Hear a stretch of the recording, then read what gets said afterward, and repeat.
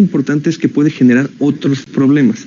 Ejemplo, un medicamento puede generar caídas, alteraciones del sistema nervioso central, alteraciones en el corazón, puede disminuir el efecto de un medicamento o puede potenciar el efecto del otro. Entonces, saber los medicamentos adecuados para el paciente adecuado es fundamental. Un medicamento puede generar otros síntomas o puede enmascarar un cuadro. El ejemplo más claro, por ejemplo, es el uso de medicamentos antiinflamatorios cuando hay dolor abdominal. Cuando uno lo toma autoprescrito o por algún médico, puede enmascarar un cuadro más grande, por ejemplo, una apendicitis. O hay medicamentos, por ejemplo, que cortan la diarrea, pero eso va a provocar después estreñimiento. ¿Y qué vamos a tener? Un medicamento para suplir el otro medicamento, un laxante para suplir el efecto ahora del que le dimos al principio. Las causas de la polifarmacia son varias. La principal de todas es el uso excesivo de médicos. ¿Cómo es esto? A veces acudimos con muchos médicos. Acudimos para el corazón, acudimos para el pulmón, acudimos para la rodilla y así fragmentamos el organismo. La propia persona acude con muchas personas. Ese realmente es el problema, porque con cada médico se van a estar agregando medicamentos y medicamentos y medicamentos. Pero tal vez no nos demos el tiempo para ver si los medicamentos nuevos que estamos dando se contraponen o son peligrosos con respecto a otra enfermedad. Lo importante aquí sería tener un médico de cabecera, quien sea, pero que sea un médico de cabecera, es decir, que revise todos los medicamentos, que revise prácticamente la mayoría de las enfermedades y los especialistas sean el apoyo. ¿Para qué? Para que si alguien manda un medicamento, siempre existe el médico de cabecera y lo revise, ¿sabe? Y pueda dar su opinión o al menos decir, ¿sabes qué? A veces este medicamento no es el mejor o algún medicamento puede contraponerse con los otros. Entonces, eso sería lo ideal para evitar eso. Otra de las cosas es que nos automedicamos. La gente nos encanta automedicarse. Tenemos algún problema e inmediatamente tomamos medicamento. Tenemos dolor e inmediatamente tomamos medicamento, pero nadie lo prescribe. O tomamos consejo de gente que está alrededor nuestro. A veces son buenos, pero si no es un especialista o si no es un médico, pues preferiblemente no. Hay medicamentos que son de venta libre. Por ejemplo, las vitaminas o complementos alimenticios. Las hierbas también pueden ser de venta libre. Estos medicamentos también generan polifarmacia porque interaccionan con otros o pueden tener efectos tóxicos. Podemos prevenir la polifarmacia primero evitando la automedicación, evitando medicamentos que tenemos en casa o medicamentos que nos recetaron previamente, porque esos fueron para una enfermedad, pero tal vez para la actual ya no. Segunda, teniendo un médico de cabecera, ya sea un médico general, un médico especialista, un médico internista, geriatra, pero que sepa, que sea la persona que lleve prácticamente todas las enfermedades, que nos conozca de pies a cabeza, para que cuando llegue algún otro medicamento, algún otro especialista, sepamos que está recetándose y si alguno de los medicamentos se contraponen o hacen interacción con los que ya se tienen o realmente ya no están indicados para la enfermedad. Evitar el uso de complementos o suplementos que a veces no tienen mucho fundamento médico ni a veces científico, pero la gente, coloquialmente los ocupa. Hay que evitarlos porque esos también son medicamentos.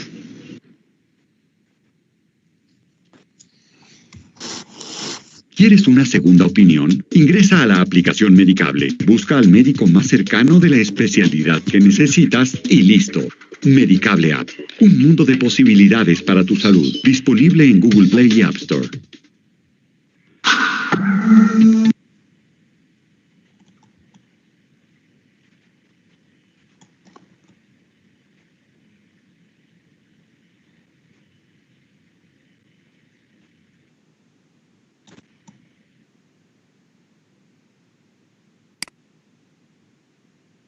Bien, entonces la polifarmacia es uno de los síndromes geriátricos más frecuentemente encontrados.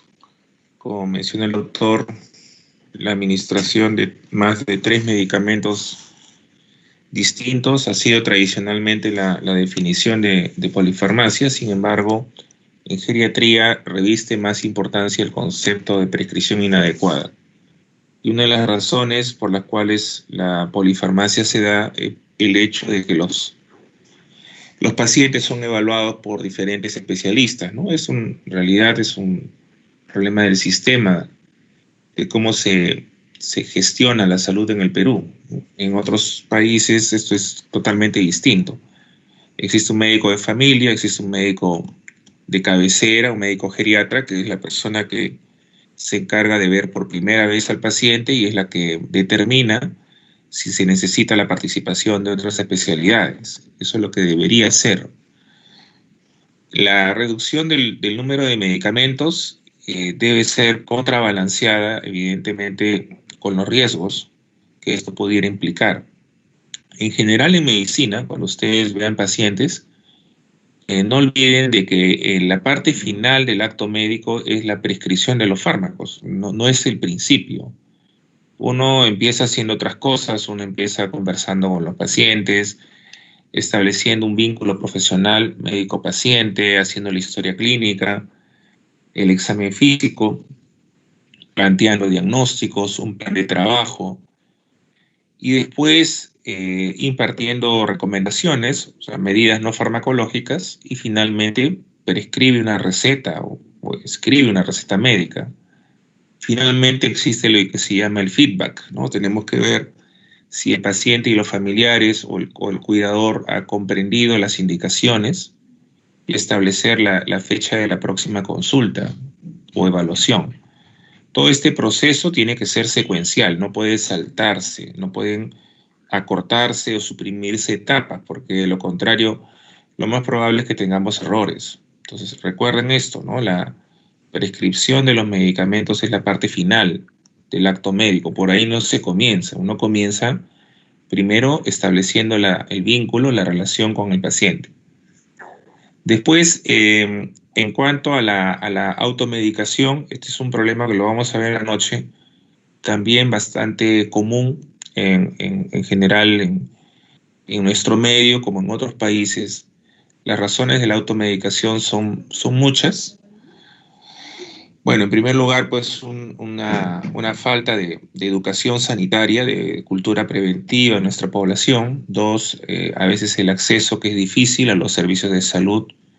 Las trabas burocráticas, las demoras en las citas también conspiran para ello. Otro factor es la venta libre, indiscriminada de medicamentos en boticas, farmacias, la venta de medicamentos sin receta. También tenemos lo que se conocen como patrones culturales, ¿no? La gente ahora con la difusión de información, y esto es lo que estamos viendo con esta pandemia, el exceso de la infoedemia, o sea, el exceso de información, las redes sociales, los buscadores de información traen consigo que mucha gente se empodere. Muchas personas que no conocen absolutamente nada de medicina, ahora se sienten con la autoridad para dar indicaciones, a veces opiniones completamente desatinadas, y también obviamente para automedicarse, ¿no? Entonces, eso es algo que ustedes seguramente lo deben haber percibido. Todo el mundo opina sobre medicina sin tener la menor idea de cómo son las cosas, especialmente en el campo de la ciencia. Después, también en cuanto a la automedicación, está el hecho de que las recetas deberían de tener siempre un tiempo de vencimiento, ¿no? Un tiempo de expiración, que no se le debería nunca venderle o administrarle un medicamento a un paciente con una receta vencida.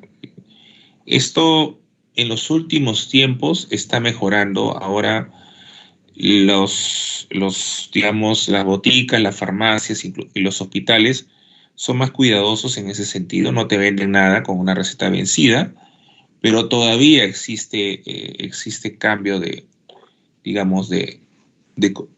administración, ¿no? O sea, muchas veces se le venden a los pacientes fármacos con recetas antiguas. Se exige bastante, sobre todo en el caso de los psicofármacos, pero a veces en otros casos no. Los peligros de la polifarmacia son innumerables. Ya hemos mencionado que este hecho de que los pacientes sean vistos por múltiples especialidades es un problema muy serio. Y no debería, en realidad, en el fondo no debería ser así, pero ¿por qué sucede? Porque lamentablemente, ¿no? Hay que decirlo, la formación de los especialistas en el Perú es demasiado tubular.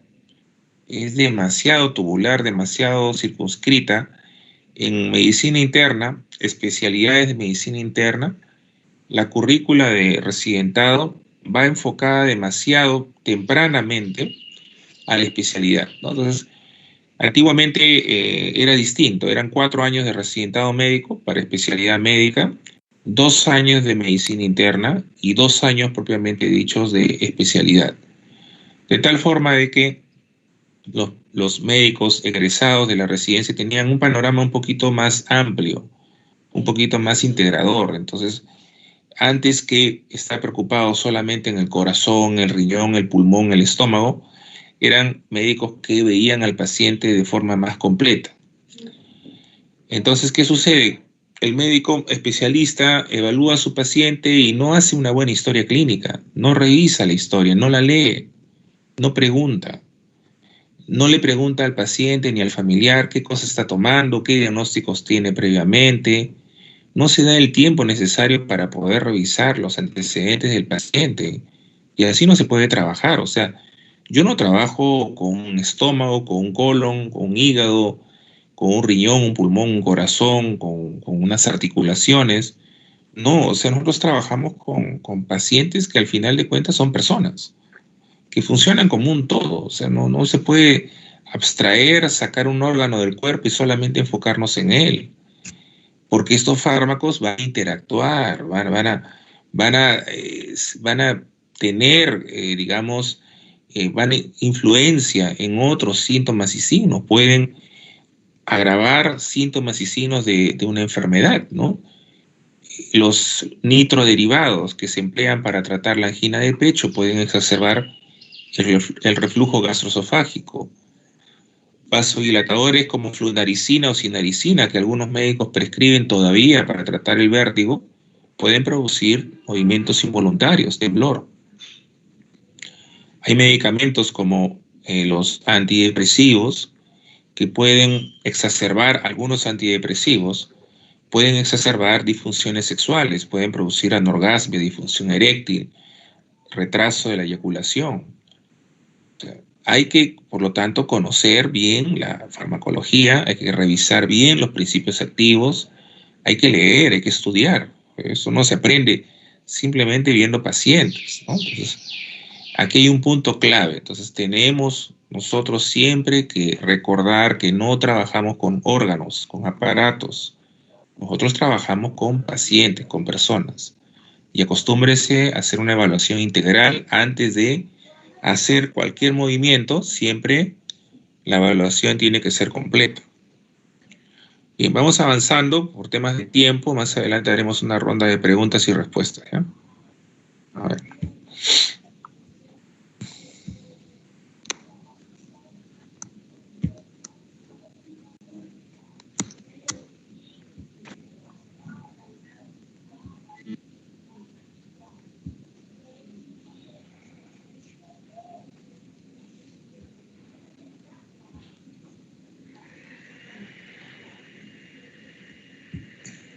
¿Me confirman, por favor, si se ve la pantalla?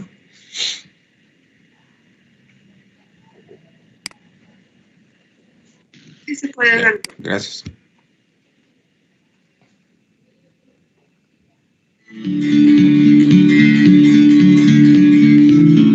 Las vacunas juegan un papel importante en la protección de su salud, así como la de su familia y su comunidad. Son una de las mejores defensas contra muchas enfermedades infecciosas graves y han salvado millones de vidas. Cuando un patógeno, una bacteria o un virus que causa enfermedades entra en su cuerpo, su sistema inmunológico reconoce al intruso y pasa a la acción. Una de las formas en las que el sistema inmunológico nos protege es produciendo anticuerpos que ayudan a destruir y eliminar al intruso. Cada vez que el sistema inmunológico se ve expuesto a un patógeno, desarrolla defensas. Así que a la vez que el sistema inmunológico se topa con el mismo patógeno, ya ha desarrollado inmunidad y puede eliminarlo más rápidamente, previniendo así la enfermedad. Esta inmunidad aumenta cada vez que nos enfermamos debido a una bacteria o un virus, pero no hace falta enfermarse para desarrollar inmunidad. Uno se puede vacunar. Las vacunas desarrollan inmunidad imitando una infección. Las vacunas activan el sistema inmunológico para producir anticuerpos específicos que no son necesarios para protegernos de futuras enfermedades. Quizá piense que la vacunación es algo que solo los niños necesitan, pero todos los adultos también necesitan vacunarse para proteger su salud y la salud de sus seres queridos contra infecciones potencialmente graves. He aquí el por qué usted todavía necesita vacunas sin importar la edad que tenga. La fuerza de algunas vacunas recibidas en la juventud pueden debilitarse con el tiempo, por lo que podría necesitar un refuerzo. Además, si nunca lo vacunaron en su niñez contra ciertas enfermedades, puede ser recomendable que lo haga ahora que es adulto. Es importante vacunarse contra la gripa cada año, ya que la vacuna es actualizada anualmente para una mejor defensa contra el virus que muta constantemente. Además, nuestra inmunidad va disminuyendo a lo largo del año. Quizás necesite vacunarse dependiendo de su trabajo, estilo de vida, estado de salud o sus viajes. A medida que envejecemos, nuestro sistema inmunológico se debilita y corremos más riesgo de sufrir ciertas enfermedades como el herpes zóster o la neumonía y sus complicaciones. Por ello, se recomienda ciertas vacunas supletorias después de cumplir los 60 años. Ciertas enfermedades y afecciones pueden hacer más difícil combatir infecciones. Y con algunos males crónicos las complicaciones pueden ser más serias. Por ejemplo, contraer la gripe si uno sufre una dolencia cardíaca aumenta el estrés al corazón y por lo tanto el riesgo de un ataque del corazón. Para alguien con diabetes, la gripa podría elevar el nivel de glucosa en la sangre a niveles peligrosos. Y si tiene una función pulmonar deteriorada, la infección puede acabar en neumonía y otras enfermedades respiratorias graves. Una vez vacunados es menos probable que nos enfermemos, lo que significa que también es menos probable que otros enfermen. Cuantas más personas se vacunen, menores son las posibilidades de que una enfermedad se propague. Esto significa que vacunarse según las recomendaciones médicas no solo nos protege, sino que también protege a las personas de nuestro entorno. Por ejemplo, los bebés a los que su edad no permite la vacunación o las personas con sistemas inmunológicos debilitados que corren riesgo de padecer una enfermedad grave. Las vacunas son seguras y rigurosamente evaluadas antes de ser aprobadas por la Agencia de Medicamentos y Alimentos de Estados Unidos, FDA. La FDA y los Centros para Control y Prevención de Enfermedades también monitorean la seguridad y la efectividad de las vacunas una vez que están en uso. La mayoría de los efectos secundarios de las vacunas son leves y desaparecen por sí mismos. Los efectos secundarios graves son raros. Dado que las vacunas actúan imitando infecciones naturales, contienen virus o bacterias muertas o debilitadas o fragmentos de estos patógenos. Para que las vacunas se mantengan en condiciones seguras durante su almacenamiento, también pueden contener conservantes y ciertas sustancias conocidas como adyuvantes que mejoran la efectividad de las vacunas. Hay personas que pueden ser alérgicas a uno o más de los ingredientes de las vacunas.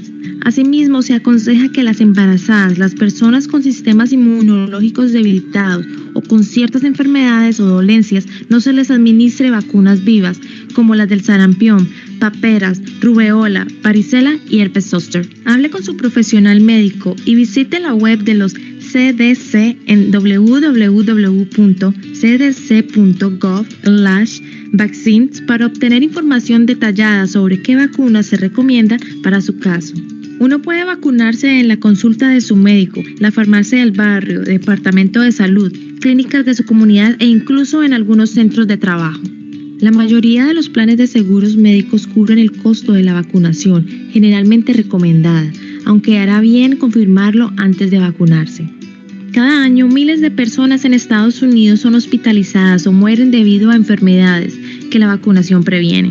Y muchos millones no pueden ir a trabajar, cuidar de sus familias y otras responsabilidades porque deben recuperarse de enfermedades que podrían haber evitado o que habrían sido menos graves con la vacunación. Tome el control de su salud, asegurándose de estar al corriente con todas las vacunas recomendadas para usted.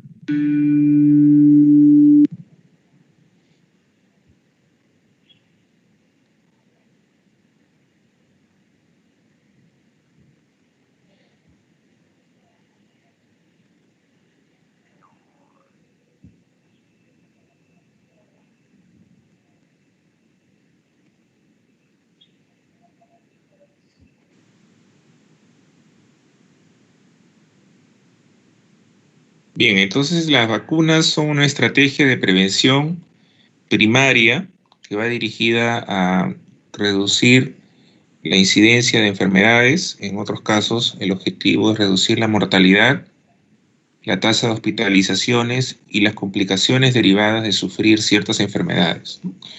Entonces, seguramente ustedes ya espero que estén bastante bien informados al respecto de las vacunas que en estos tiempos se están administrando, y algunas todavía están en ensayos clínicos de fase 3 para combatir la pandemia por COVID-19. Esto es importante que ustedes repasen estos conceptos porque el empleo de las vacunas es considerado pues todo un hito en la historia de la medicina y es la estrategia preventiva por antonomasia, lo que ha permitido reducir la incidencia y la mortalidad de enfermedades que antiguamente eran causa de gran desolación en el mundo, por ejemplo la viruela, el sarampión, la difteria, ¿no? Entonces, saber y leer sobre vacunas es algo fascinante realmente. Seguramente ustedes conocerán de que las vacunas, para poder ser distribuidas de manera comercial, pasan por un largo proceso que habitualmente dura varios años. En este proceso de experimentación se comienza siempre con ensayos preclínicos, estudios a nivel celular y con animales de experimentación. Una vez que se ha superado esta fase, se empiezan los ensayos clínicos de fase 1 al 3. En los ensayos clínicos de fase 1 se prueba la seguridad de la vacuna con algunas decenas de voluntarios sanos jóvenes. Se les administra la vacuna. En el ensayo clínico de fase 2 se trabaja con algunas centenares de personas, testeando la mínima dosis eficaz de la vacuna, que es capaz de producir anticuerpos. Se comparan diferentes dosis de vacuna y se mide la respuesta anticorpal. Esos son los ensayos de fase 2. Y los ensayos de fase 3 ya son ensayos de campo, que van dirigidos a evaluar la eficacia y la seguridad de las vacunas en la población. Estos ensayos, para que tengan validez, tienen que ser ensayos clínicos randomizados y controlados contra placebo. Se utiliza también la estrategia de doble cegamiento. Tanto el investigador como el paciente desconocen si han recibido placebo o vacuna.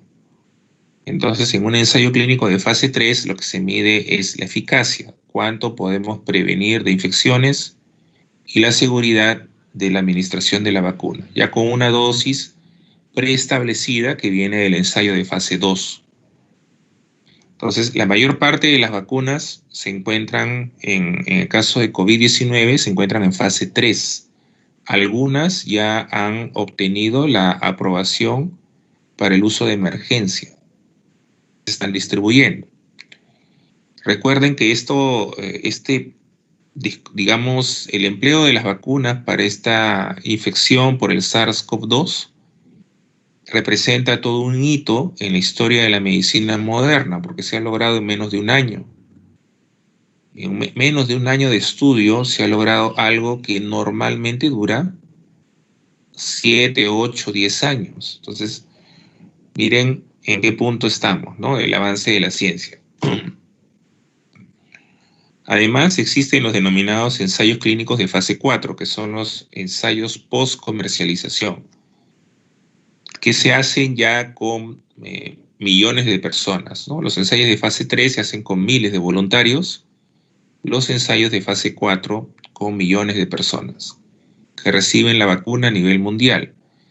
En esos ensayos de fase 4 lo que se hace es, se evalúa la seguridad y la eficacia, pero a largo plazo, de la vacuna. Al hacerse con millones de personas se pueden detectar reacciones adversas infrecuentes, que normalmente en los ensayos de fase 3 pudieran pasar desapercibidas. Ese es el objetivo del ensayo de fase 4. Dentro de lo que son las vacunas recomendadas para el paciente adulto mayor, eso lo veremos en teoría, existen básicamente 4, que son las vacunas que tienen que estar sí o sí en pacientes mayores de 60 años. Uno es la vacuna de la influenza, que tiene que ser administrada una vez al año. 2 es la vacuna antineumocócica, que se tiene que administrar al menos una vez en la vida, después de los 60 años. La vacuna neumocócica conjugada es la que solamente requiere una dosis.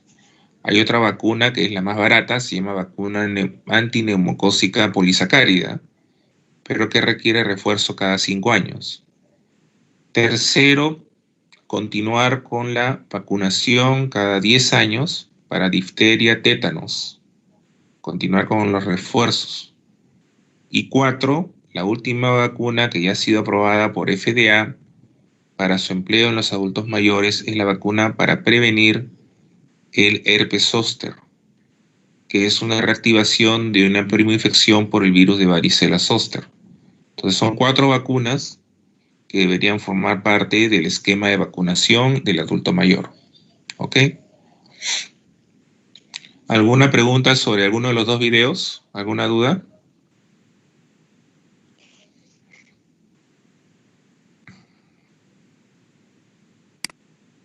¿Todo claro?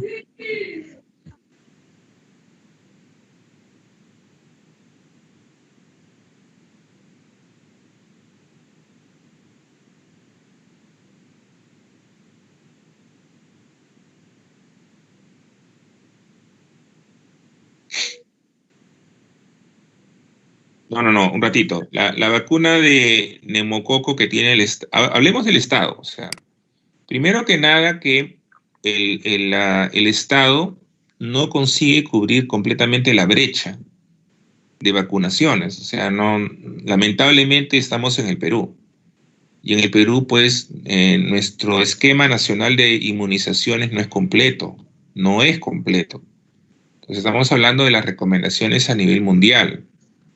O sea, en el Perú solamente tenemos vacuna de la influenza que generalmente llega, pero llega tarde.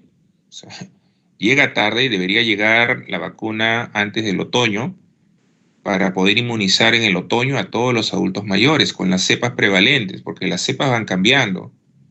Cada año las cepas son diferentes. Y si tú no inmunizas contra las cepas circulantes en ese momento, te corres el riesgo de hacer una infección por influenza. Y así va a pasar con COVID-19.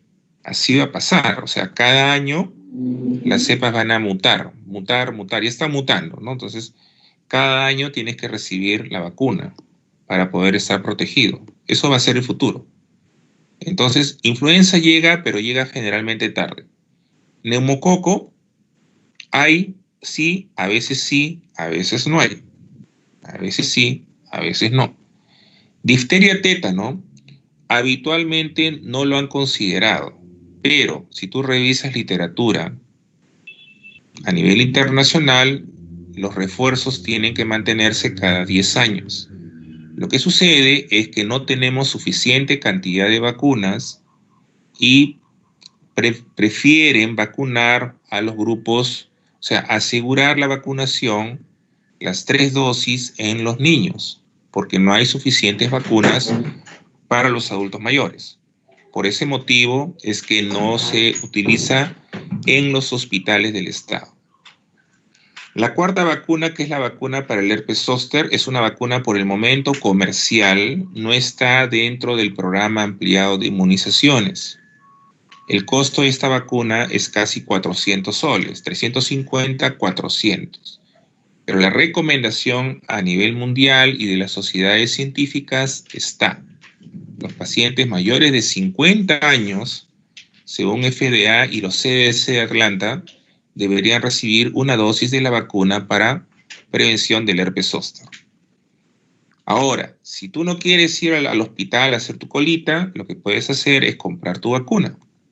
Entonces compras tu vacuna para la influenza, que en las entidades privadas, clínicas, consultorios, laboratorios farmacéuticos, cuesta aproximadamente 150 o 180 soles, la vacuna de la influenza.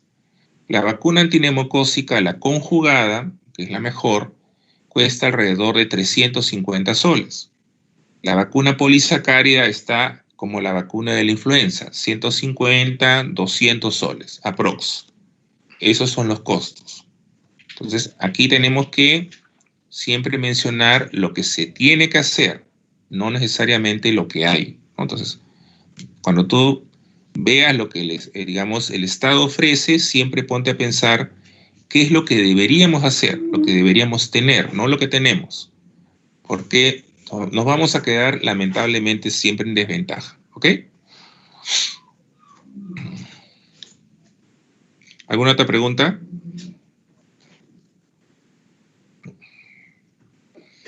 Doctor, una consulta. En el video se mencionó con respecto a las vacunas atenuadas. O sea, tengo entendido que son, los patógenos están vivos, pero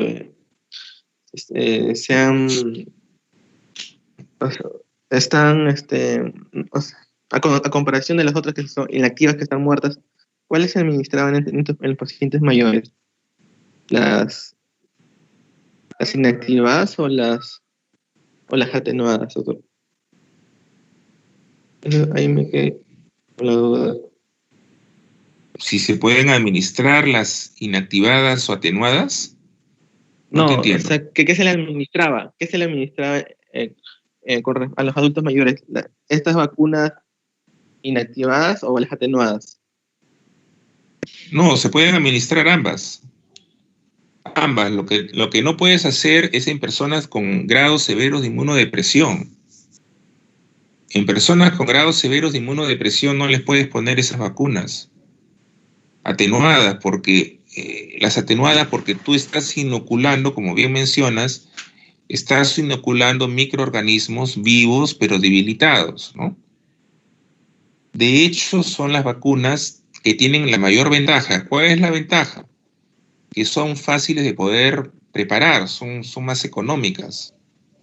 Además, se pueden conservar a temperatura de -2, -8 grados centígrados. Esa es la vacuna de Sinopharm, por ejemplo, ahora. La vacuna china son virus vivos atenuados. O sea, esa es la vacuna que se tiene que utilizar, digamos, de primera línea, o se va a utilizar en el Perú de primera línea, porque se ha criticado mucho sobre el costo de esta vacuna, ¿no? Se dice que cuesta $70. Respecto a la vacuna de Pfizer, que cuesta mucho menos, pero la pregunta es, ¿tenemos supercongeladores de -70 grados para poder mantener la vacuna de Pfizer? ¿Tenemos la cadena de frío para poder transportar esa vacuna de Pfizer, de RNA mensajero, a todo el país? Ese es el tema. Requiere un control de calidad extremo, ¿no? Poder llevar la vacuna en las condiciones adecuadas, que no se deteriore a todos los rincones del país. Entonces, habría que ver, ¿no? No soy experto en farmacoeconomía, pero habría que ver el análisis que han hecho. Entonces, yo entiendo que también parte por ahí, ¿no? Desventajas: la mayoría de estas vacunas con virus o bacterias vivas atenuadas es que requieren 2 dosis. Requieren 2 dosis. Ahora, inactivados o toxinas, sobre todo, toxinas inactivadas. ¿Cuál es el ejemplo típico? El toxoide tetánico. No es una toxina que produce tétanos, es un toxoide. Eso se recibe normalmente, o sea, le colocas a un paciente toxoide. La vacuna siempre viene con difteria, una D minúscula, D, T mayúscula, y esa es la vacuna que se emplea cada 10 años. ¿Por qué reforzamos el hecho de que tiene que continuarse con el refuerzo cada 10 años? Porque el día que tengas un paciente que te llegue a la emergencia con una herida tetanógena que le puede dar tétanos, es lo primerito que vas a hacer. Le vas a administrar la vacuna DT.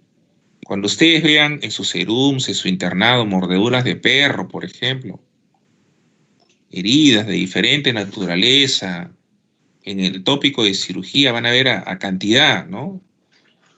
Personas que tienen heridas, cortes, van a suturar a cada rato. Pacientes, cuero cabelludo, un montón de cosas. Entonces, Cuando ustedes vean eso, siempre en su receta que van a hacer, siempre le van a colocar la vacuna para el tétanos. Eso se podría evitar si las personas recibieran cada 10 años de manera sistemática el refuerzo. Eso es lo que tiene que hacerse, reservando el empleo de lo que son las inmunoglobulinas, antitoxina, solamente para los casos de pacientes con alto riesgo de desarrollar tétanos o cuyo esquema de vacunación sea desconocido y que van a requerir dos cosas: que le pongas la vacuna y que le administres la antitoxina. ¿Ok? O sea, no hay ningún problema. Tiene que usarse. ¿Alguna otra pregunta?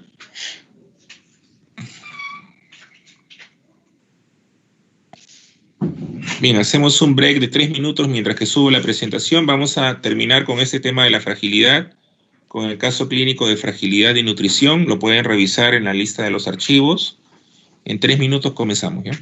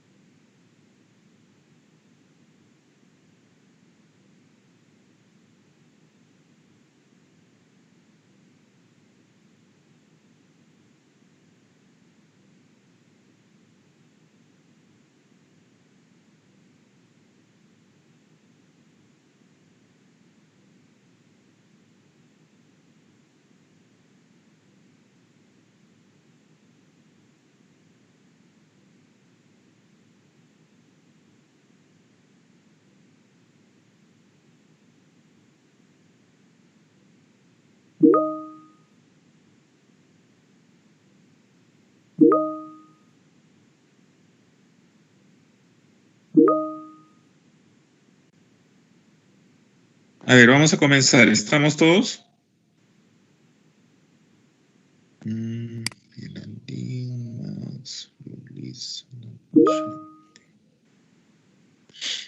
Natalie, ¿podrías leer la parte de antecedentes patológicos, por favor?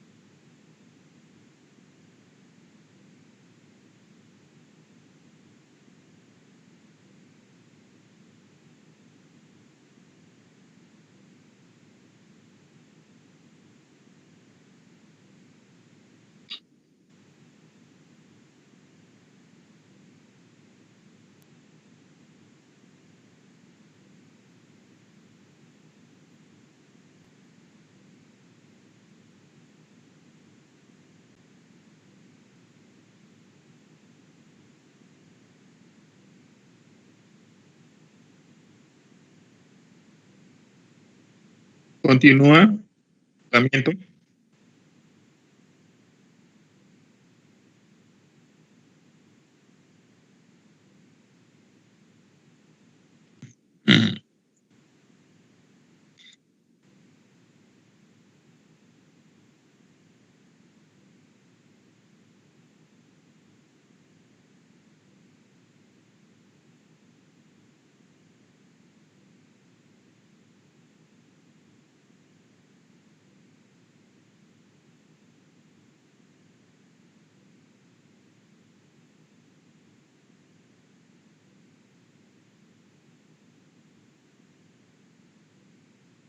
Sigue la lista.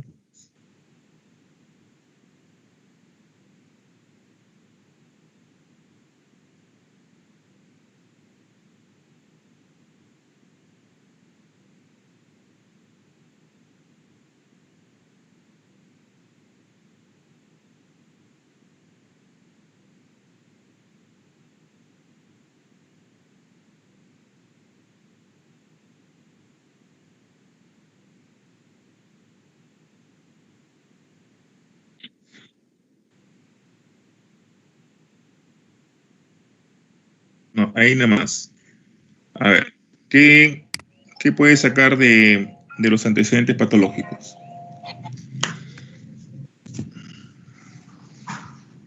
¿Qué es lo que te llama la atención?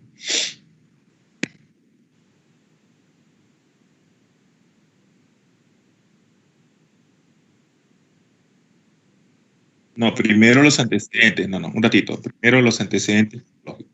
¿Qué te llama la atención?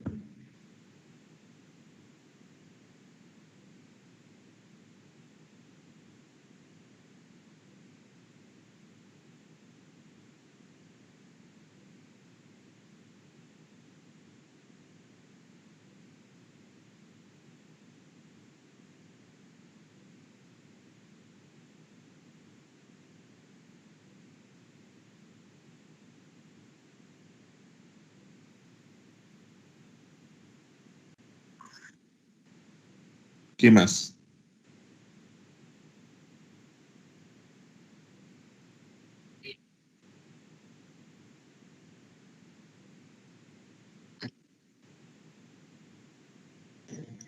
Pero dice que no está siendo tratada con medicamentos. ¿Y esto a qué podría deberse?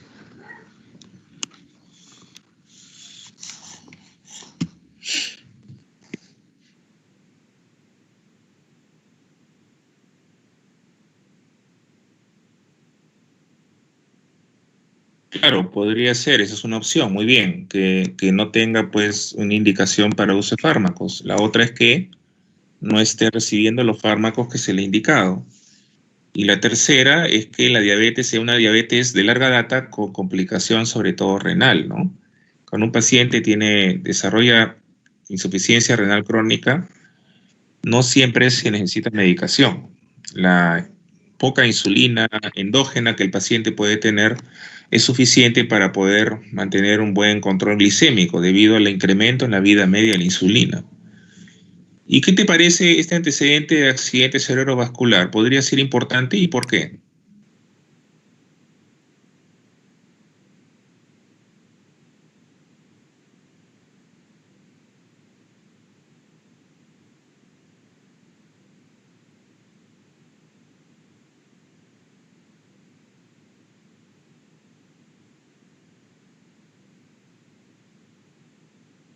Solo la hipertensión.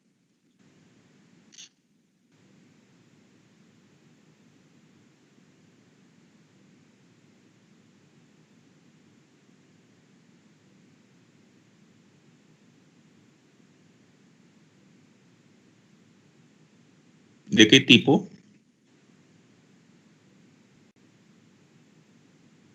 Y el trastorno de la deglución, ¿qué interés podría tener?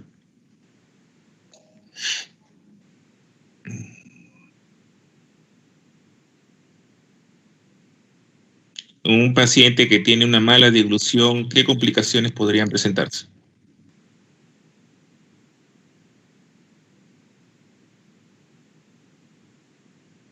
¿Qué más?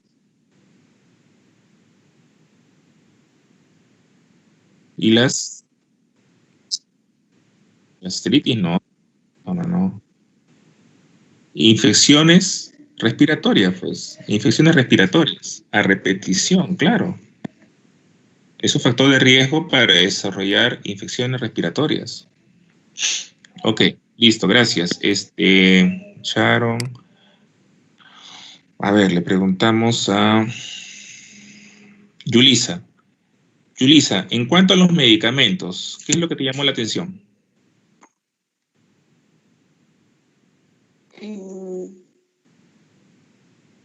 Bueno, primero, como mencionó primero mi compañera también, que son bastantes medicamentos. También.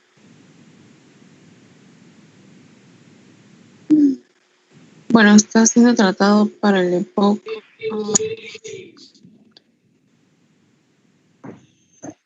8. Son 14 medicamentos diferentes.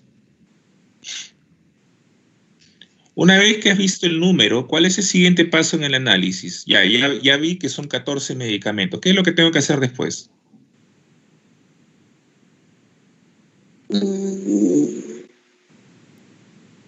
Tratar de disminuir esta cantidad de medicamentos.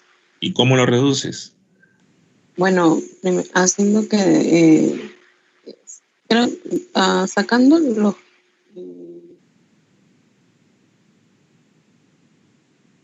¿Qué? Haciendo que de repente que el paciente trate de recuperarse, pero de otra manera, no utilizando tantos medicamentos. Pero por eso, pues, ¿cómo haces eso? ¿Cómo logras ese objetivo? Ese es un objetivo, no es una acción a tomar. Eso es lo que queremos lograr. ¿Cómo haces eso? ¿Cómo llegas a esa meta? ¿Qué es lo que tienes que hacer? Ya te diste cuenta, son 14 medicamentos. ¿Cuál es la siguiente parte de tu análisis, tu razonamiento? ¿Qué es lo que tienes que hacer después, inmediatamente? Tienes que revisar uno por uno los medicamentos que recibe y ver si su prescripción se justifica. ¿Conoces todos los medicamentos que están en esta lista o no?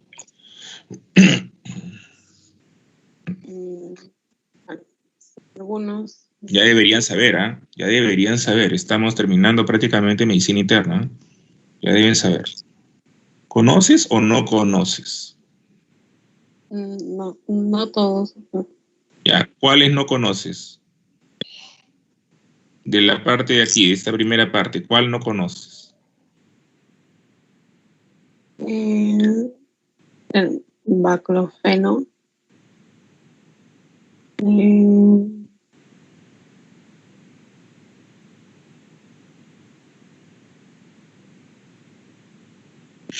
Ay, Yulisa, por favor, más expeditiva, que el tiempo nos gana, mientras que nos ponemos a pensar, se va la hora. ¿Qué es el tireotropio, Yulisa?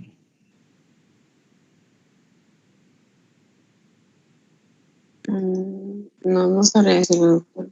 No sabes. ¿Qué es la budesonida? ¿Para qué sirve? ¿Cómo se indica? ¿En qué tipo de pacientes se emplea?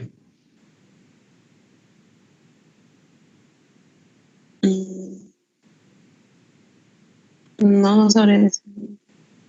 ¿Qué es el allopurinol? ¿Cómo actúa? ¿Qué dosis se utilizan? ¿En qué tipo de pacientes se emplean? ¿Cuál es su indicación de uso?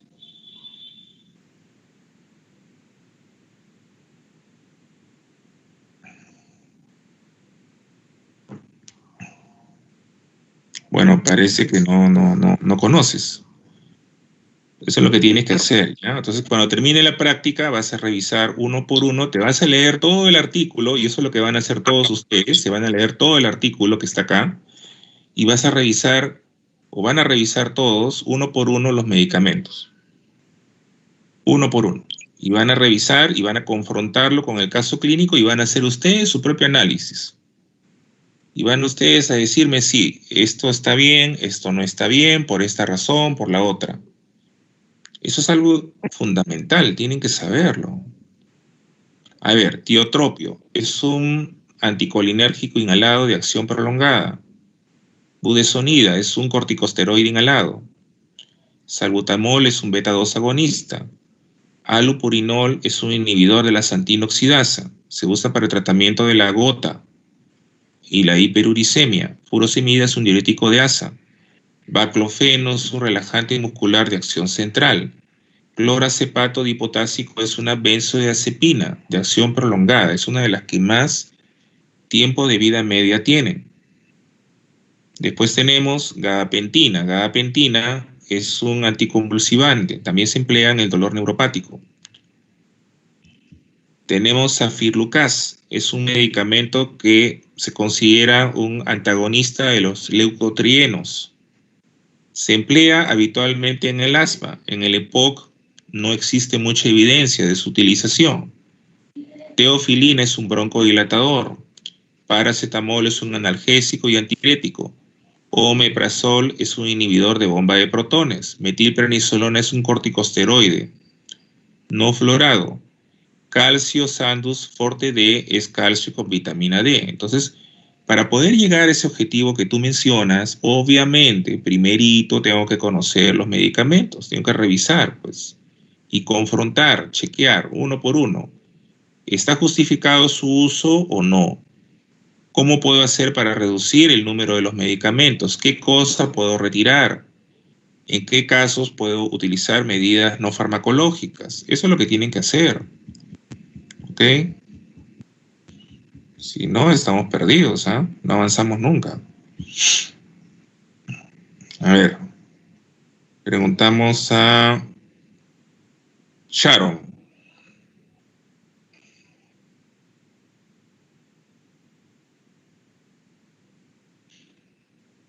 Sharon. Ahorita un momentito voy a leer el documento.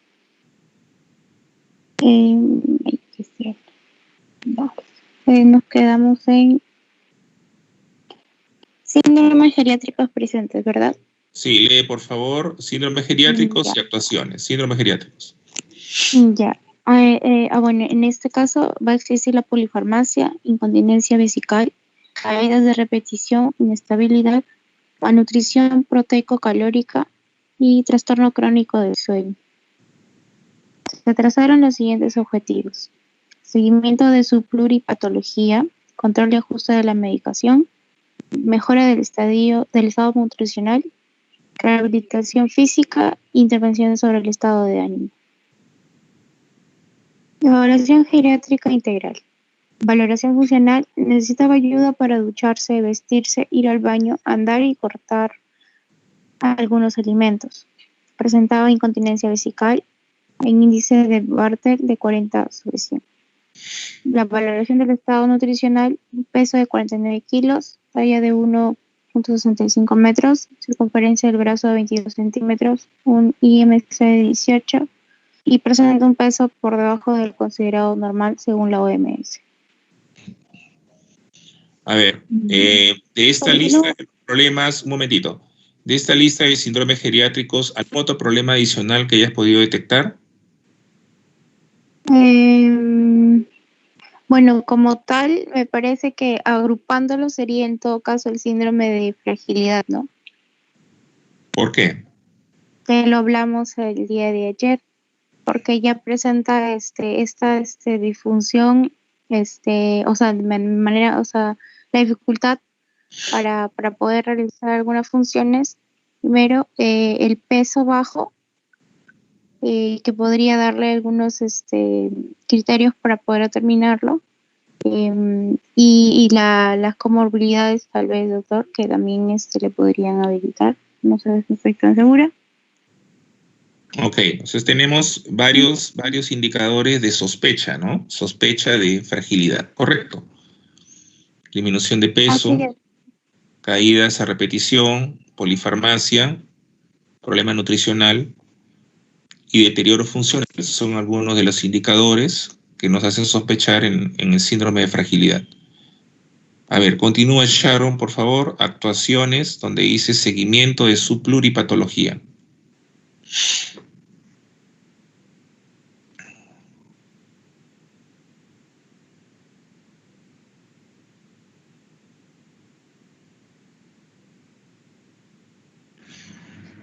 Sharon, continúa con esta parte. Avisamos.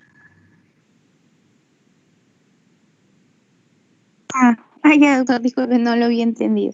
Bien, continúo entonces. Seguimiento de su pluripatología. Avisamos a su médico de cabecera que hacía 2 años que no lo visitaba. Se le hizo una revisión general, exploración física, presión arterial de 132/74, frecuencia cardíaca de 98, frecuencia respiratoria no dice, bueno, temperatura axilar a 36.2, duración de oxígeno de 91 y roncos bilaterales positivos. Analítica, la hemoglobina de 10.1, proteína C reactiva de 108.6, D-dímero de 0,72, colesterol 232, glucosa 126 y resto bioquímica normal. El médico decía reajustar el tratamiento farmacológico y volver a valorar una vez cada 15 días si antes no era necesario. Si antes no es necesario. ¿Qué opinas un momentito. No, cuando leas una historia clínica, no corras. Ok. Siempre haz la pausa y evalúa, ¿ya? Siempre interpreta, no corras. Ya, dime, del examen clínico, ¿qué es lo que te llama la atención? Y de los exámenes auxiliares. Bueno, de aquí me parece, doctor, que tiene está con taquicardia, realmente, baja su saturación de oxígeno, la hemoglobina también está bajo, está con anemia, presenta también un colesterol alto, la glucosa también, está alta dentro de lo normal porque es diabético, eso más que todo. No sé, la PCR también está alta, indica un tipo de inflamación o algo, un tema de que algo está sucediendo con el paciente.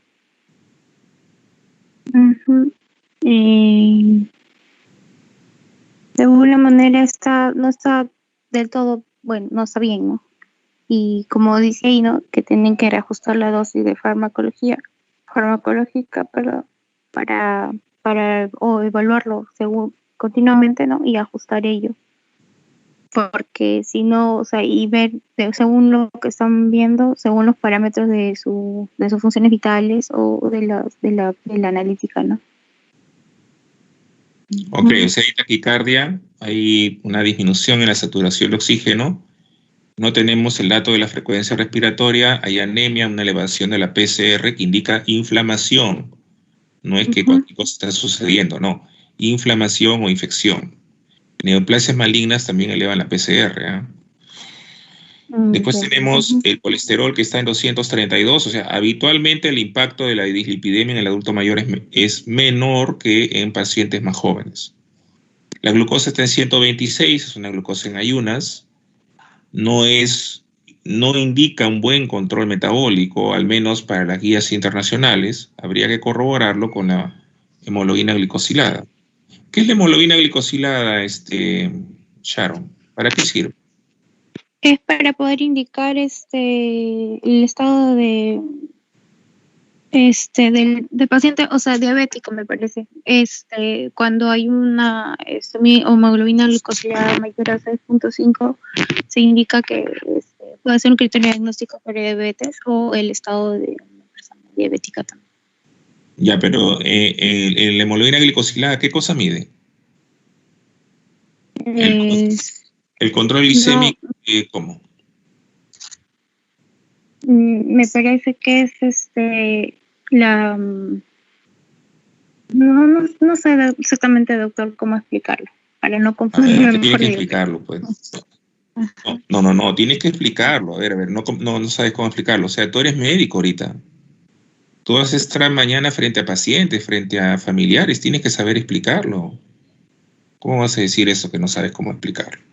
Tienes que saber. O sea, recuerdas exactamente, un ratito pues, ¿recuerdas exactamente qué cosa es la hemoglobina glicosilada? ¿Por qué se llama hemoglobina glicosilada? A ver, ¿qué cosa es eso? O sea, es como que entiendo que se puede identificar la glicemia en sangre directamente, algo así. Ya, o sea, el porcentaje de la hemoglobina que está glucosilada y que nos da una idea del nivel de hiperglicemia. Pero no es un nivel de hiperglicemia simplemente, sino que se refiere a un periodo de tiempo, un intervalo de tiempo. ¿De cuánto? La hemoglobina glicosilada refleja el control glicémico, el nivel de hiperglicemia de un paciente de los últimos meses. ¿Cuántos meses? 3 meses. No. Perdón, doctor. De los últimos 3 meses. De los últimos 3 meses. Tienes que ir a leer. Vuelvo a insistir, las prácticas no terminan acá. Si ustedes como alumnos se dan cuenta que algo no recuerdan, no saben, tienen que ir a leer. No se conformen con lo que los profesores, no hablo por mí, hablo por todos, les dicen en teoría y práctica. Ustedes tienen que ser ambiciosos. Tienen que tener hambre de conocimiento, hambre de gloria. Eso es lo que le falta. Entonces, anda a leer, tienes que ir a leer. ¿Ya? Entonces, ¿qué cosa es la hemoglobina glicosilada? ¿Qué cosa refleja? ¿Cómo se mide? ¿Cuáles son sus intervalos normales? ¿Cuál es la indicación? ¿Cuánto de hemoglobina glicosilada tiene que tener un diabético? ¿Por qué? ¿Cuáles son sus limitaciones? Eso tienen que ir a revisar, ¿ya? Por favor. Ya, gracias. A ver, le preguntamos a Max. Max, lee por favor lo que dice mejora del estado nutricional.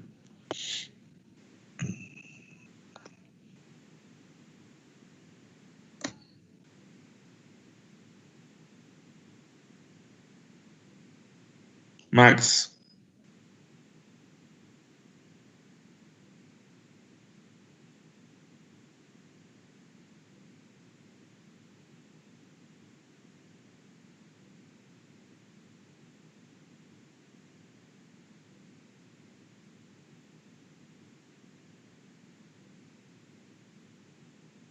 No sé si lo escuchan, yo no lo escucho. No sé si lo están escuchando.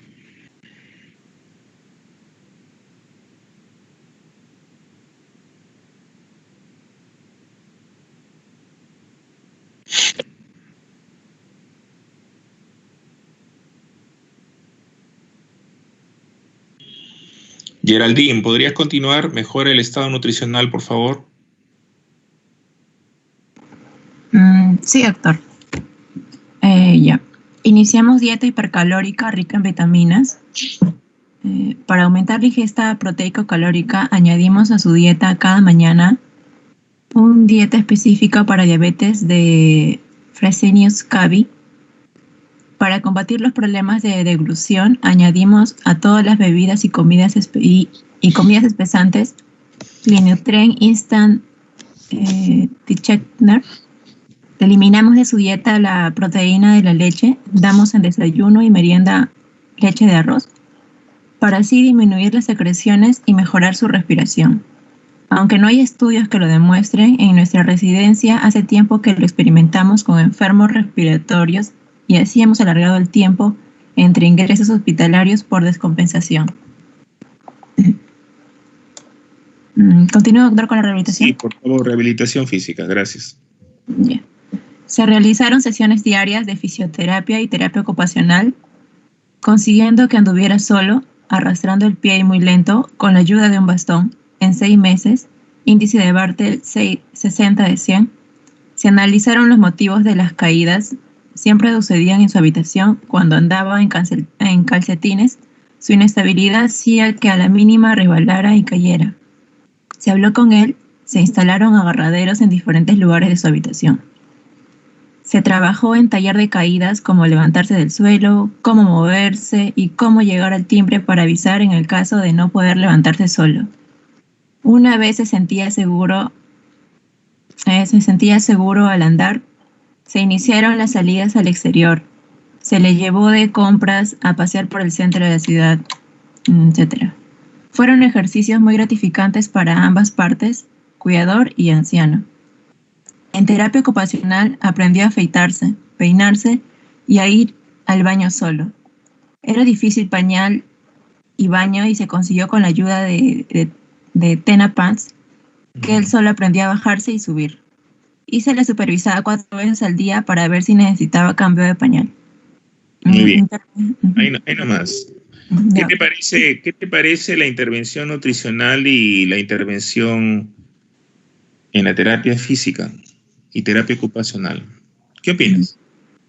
Bueno, anteriormente se le habían hecho el examen físico y tenía IMC bajo, por eso es que uno de los planes nutricionales es darle una dieta hipercalórica con el objetivo de aumentarle el peso, ¿no? Bien. Entonces, las dietas hipercalóricas también se pueden emplear en pacientes diabéticos, pero desnutridos en este caso.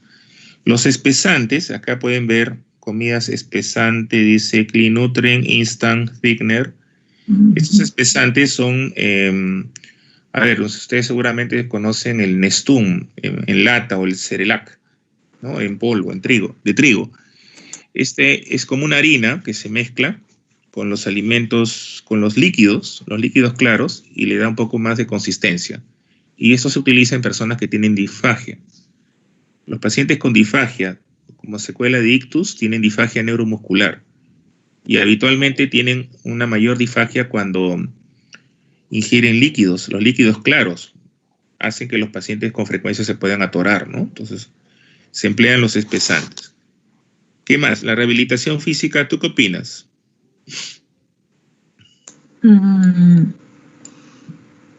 Bueno, también él no podía realizar ciertas actividades funcionales de la vida diaria. Y aquí trataron de rehabilitarlo, ¿no? ¿Solamente eso o se hizo una intervención también en la casa? Sí, porque como ahí mencionan que trataron de adecuar el ambiente de acuerdo a sus necesidades. Y además se trabajó con un taller de caídas, o sea, se le enseñó al paciente cómo levantarse en caso de una caída. Y número 4, se hizo terapia ocupacional. Entonces, miren, terapia física, modificaciones ambientales en la casa para reducción de riesgo de caídas, taller de caídas, educación, o sea, enseñarle al paciente las técnicas para poder levantarse en caso se caiga. Y número 4, la terapia ocupacional, ¿no? O sea, nuevamente, reeducarlo en cosas tan sencillas como peinarse, afeitarse, ir al baño solo y utilizar estos pañales, ¿no? Son pañales, más que pañales, es una especie de ropa interior descartable, no sé si se conocen, son como calzones descartables, ¿no? Que funcionan como pañal. Ok, Natalie, ¿podrías leer intervención en el estado del ánimo, por favor?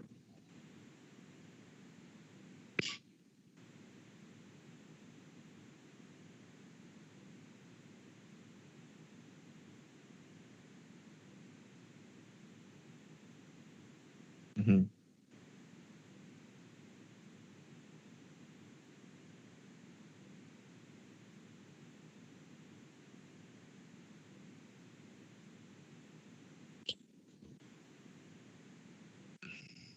Un segundo. A no llegar.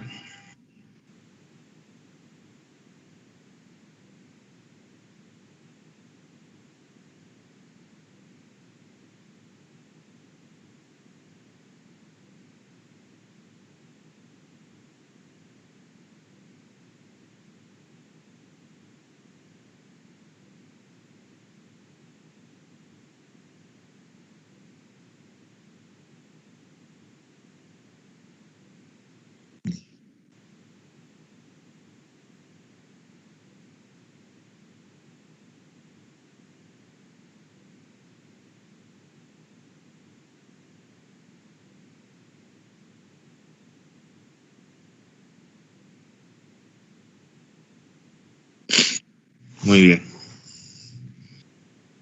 ¿Qué opinas de la intervención en el estado del ánimo, Natalie? ¿Estás de acuerdo? ¿No estás de acuerdo? Sí.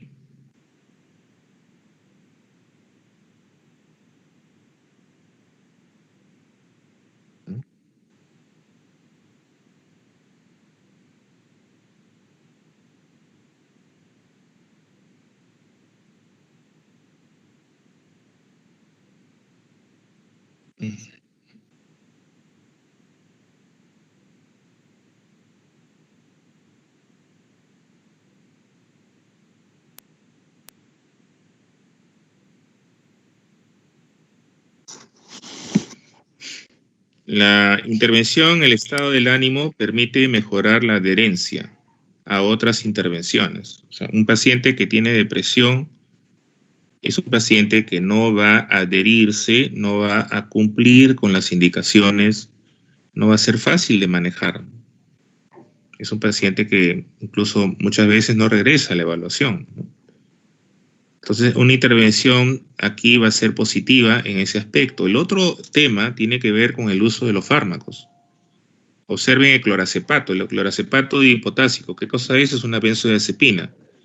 ¿Qué cosa generan las benzodiazepinas con el uso crónico? Producen dependencia, producen mayor riesgo de caídas, producen estado de confusión mental, de somnolencia, agravan el deterioro cognitivo. Entonces, el empleo de este medicamento de clorazepato en geriatría no es recomendable.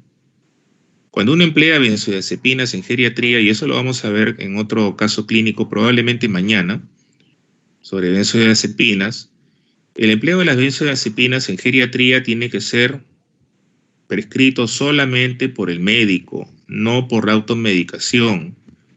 Un error común en el manejo de estos fármacos es que cuando un paciente tiene un trastorno de sueño, inmediatamente los médicos, la mayoría de médicos, prescriben benzodiazepinas sin control.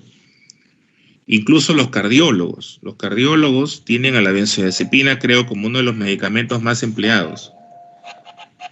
Aló, Maggie, te llamo, luego estoy en clase, ¿ya? Por favor. Ya. Entonces, las benzodiazepinas son medicamentos, repito, que tienen esta propiedad de generar rápidamente adicción. Con el uso prolongado, más de 3 semanas, genera ya adicción y dependencia.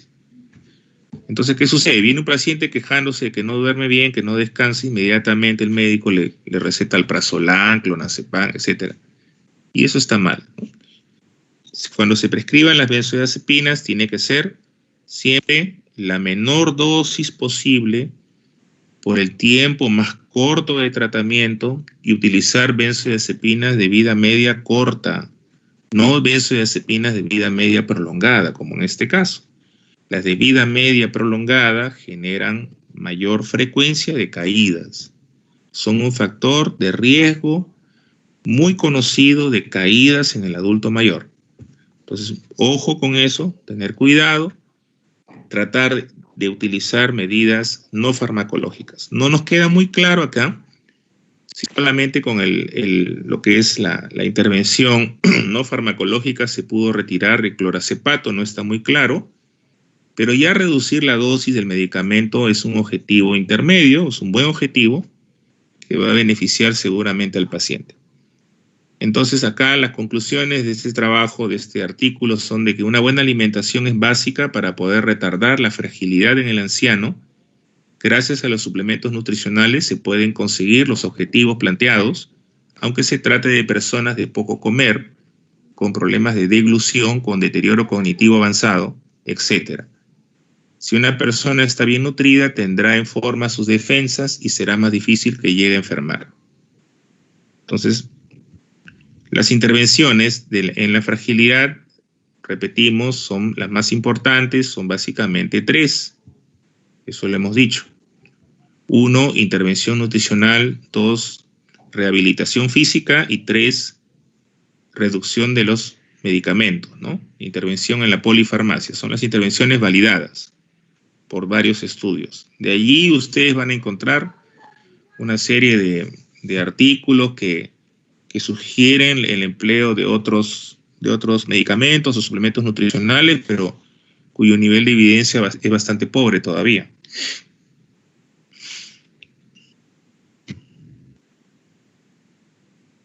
Bien, ¿alguna pregunta?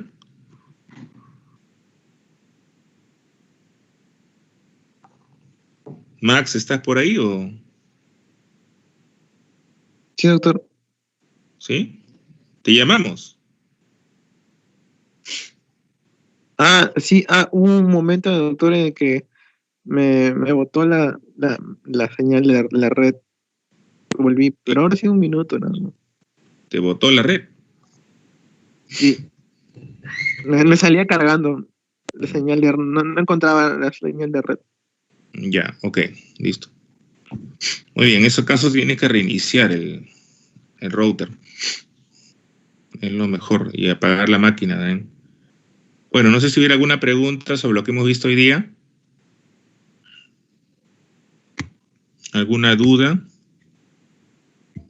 ¿Algún comentario? Sí.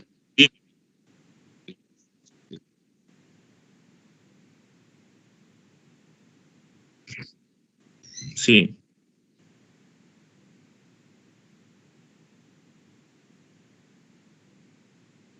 Ya, no hay problema. Sí, corremos un poco la práctica. Ya me haces acordar nada más, ¿ya? Sí, corremos la práctica, no hay ningún problema. Sí, no hay problema. Eso es entonces para el día viernes, ¿no? Me dices, la doctora va a ser el viernes, ¿a qué hora? A las 9:30, ¿no? ¿O 9? A las 9 me dijiste, ¿no? Viernes a las 9 tiene su clase. Ya, ok, no hay problema. Ya, jóvenes, muy bien. Nos vemos más tardecito entonces, ¿ya? 9:30 nos estamos conectando. Gracias. Ya, chao. Buen día a todos. Chao. Gracias, doctor.